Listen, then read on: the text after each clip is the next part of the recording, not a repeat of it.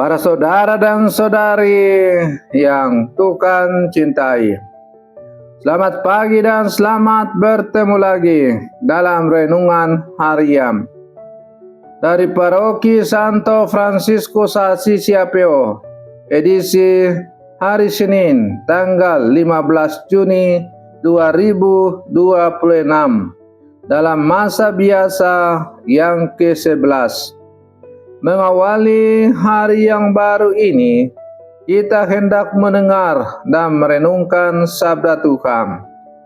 Marilah sebelum kita mendengar dan merenungkan sabda Tuhan, kita berdoa. Dalam nama Bapa dan Putra dan Roh Kudus. Amin. Allah Bapa yang Maha Pengasih, kami bersyukur atas rahmat kehidupan baru yang Engkau anugerahkan kepada kami pada hari yang baru ini. Terima kasih atas kasih setiamu yang selalu menyertai perjalanan hidup kami. Bukalah hati dan pikiran kami agar mampu mendengarkan sabdamu dengan penuh iman.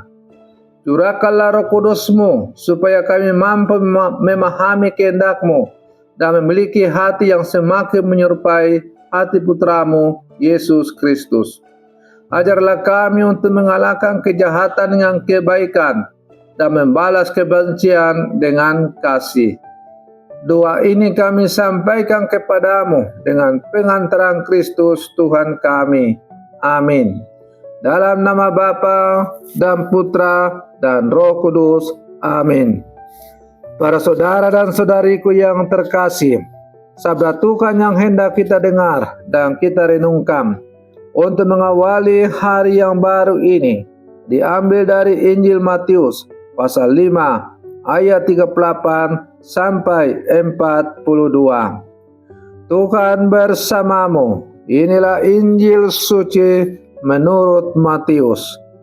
Dalam khotbah di bukit, Yesus berkata, "Kamu telah mendengar ia difirmankan, mata ganti mata dan gigi ganti gigi. Namun aku berkata kepadamu, janganlah melawan orang yang berbuat jahat kepadamu, melainkan siapapun yang menampar pipi kananmu, berilah juga kepadanya pipi kirimu. Kepada orang yang hendak mengadukan engkau karena mengingini bajumu, serahkanlah juga jubahmu. Siapapun yang memaksa engkau berjalan sejauh 1 mil, berjalanlah bersama dia sejauh 2 mil. Berilah kepada orang yang meminta kepadamu, dan janganlah menolak orang yang meminjam darimu." Demikianlah sabda Tuhan. Para saudara dan saudari yang Tuhan cintai, salah satu naluri manusia yang paling kuat adalah keinginan untuk membalas ketika disakiti. Ketika dihina, kita ingin membalas hinaan. Ketika dikecewakan, kita ingin membuat orang lain merasakan hal yang sama. Ketika diperlakukan tidak adil, hati kita sering berteriak meminta balasan. Dunia bahkan sering mengajarkan bahwa membalas adalah tanda kekuatan dan harga diri. Tidak sedikit orang yang bangga ketika berhasil membayar kembali perlakuan buruk yang diterimanya. Namun dalam sabda Tuhan yang baru saja kita dengar pada hari ini, Yesus mengajarkan sesuatu yang sangat berbeda dan bahkan mengejutkan. Janganlah kamu melawan orang yang berbuat jahat kepadamu. Sabda ini bukan berarti kita harus membiarkan ketidakadilan atau menyerah pada kejahatan.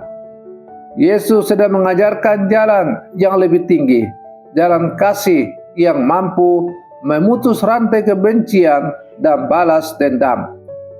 Para saudara dan saudari yang Tuhan cintai, pada zaman Yesus berlaku hukum mata ganti mata dan gigi ganti gigi.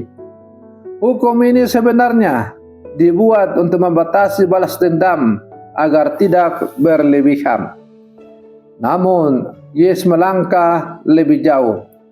Ia mengajak para murid untuk tidak hidup berdasarkan prinsip pembalasan, melainkan berdasarkan kasih. Mengapa? Karena balas dendam tidak pernah benar-benar menyelesaikan masalah. Kebencian yang dibalas dengan kebencian hanya akan melahirkan kebencian baru. Luka yang dibalas dengan luka hanya akan memperdalam penderitaan. Kita melihat hari ini dalam banyak relasi manusia, perselisihan kecil dalam keluarga bisa berlangsung bertahun-tahun karena tidak ada yang mau mengalah. Pertengkaran antar teman menjadi permusuhan karena masing-masing ingin menang. Bahkan konflik sosial sering berakar pada semangat saling membalas. Yesus menawarkan jalan yang berbeda, menghentikan lingkaran setan itu dengan kasih. Para saudara dan saudari yang Tuhan cintai, ketika Yesus berkata, jika seorang menampar pipi kananmu, berilah juga pipimu yang kirimu. Ia tidak sedang mengajarkan sikap pasif atau membiarkan diri ditindas. Yang Yesus ajarkan adalah keberanian untuk tidak membiarkan hati dikuasai kebencian. Membalas adalah hal yang mudah. Mengampuni membutuhkan kekuatan yang jauh lebih besar. Marah adalah reaksi spontan, tetapi mengasihi ketika disakiti adalah pilihan yang lahir dari kedewasaan iman. Orang yang mampu mengendalikan kemarahan dan memilih kasih sebenarnya jauh lebih kuat daripada orang yang hanya mengikuti emosinya. Di kayu salib, ia sendiri memberikan teladan yang sempurna. Ketika dihina, disiksa, dan disalibkan, ia tidak membalas. Sebaliknya, ia berdoa, "Ya Bapa, ampunilah mereka, sebab mereka tidak tahu apa yang mereka perbuat." Kasih seperti inilah yang mengubah dunia.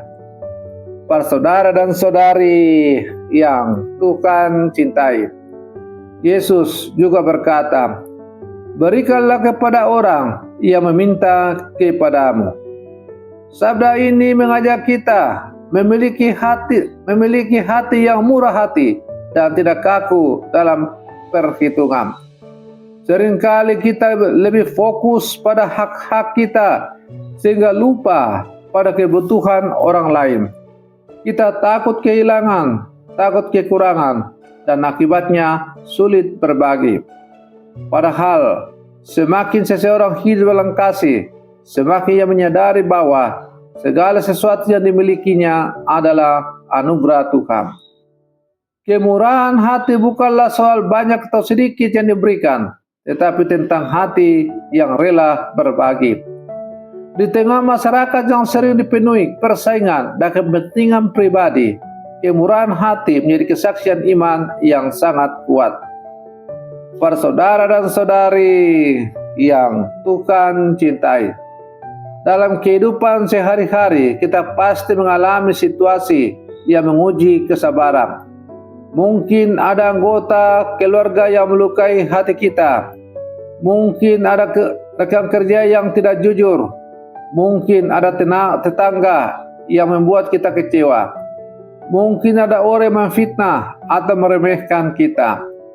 Sabda Tuhan hari ini mengajak kita untuk bertanya, apakah saya akan membiarkan luka itu berkembang menjadi kebencian, ataukah saya menyerahkannya kepada Tuhan dan memilih kasih? Kasih memang tidak selalu mengubah orang lain secara langsung, tetapi kasih selalu mengubah hati orang yang menghidupinya. Para saudara dan saudari yang Tuhan cintai, sebagai penutup dari renungan ini, mari kita mengakhirinya dengan berdoa. Dalam nama Bapa dan Putra dan Roh Kudus. Amin. Ya Tuhan Yesus, Engkau telah mengajarkan kami untuk mengalahkan kejahatan dengan kebaikan dan membalas kebencian dengan kasih. Kami mengakui bahwa seringkali hati kami masih dipenuhi kemarahan, kekecewaan, dan keinginan untuk membalas. Ampunilah kelemahan kami dan perbahailah hati kami dengan Roh-Mu yang kudus. Ajarlah kami untuk mengampuni seperti Engkau mengampuni, mengasihi seperti Engkau mengasihi, dan berbagi seperti Engkau telah memberi diri-Mu bagi kami. Berkatilah keluarga-keluarga kami, komunitas kami, dan semua orang yang pernah melukai kami maupun yang pernah kami lukai. Curahkanlah damai-Mu ke dalam hati kami, agar kami menjadi pembawa rekonsiliasi dan persaudaraan. Semoga hidup kami menjadi kesaksian bahwa kasih lebih kuat daripada kebencian dan pengampunan lebih kuat daripada balas dendam. Doa ini kami sampaikan kepadamu dengan pengantaran Kristus Tuhan kami. Amin. Dalam nama Bapa dan Putra dan Roh Kudus. Amin. Para saudara dan saudari yang terkasih, selamat pagi. Tuhan memberkati kita semua.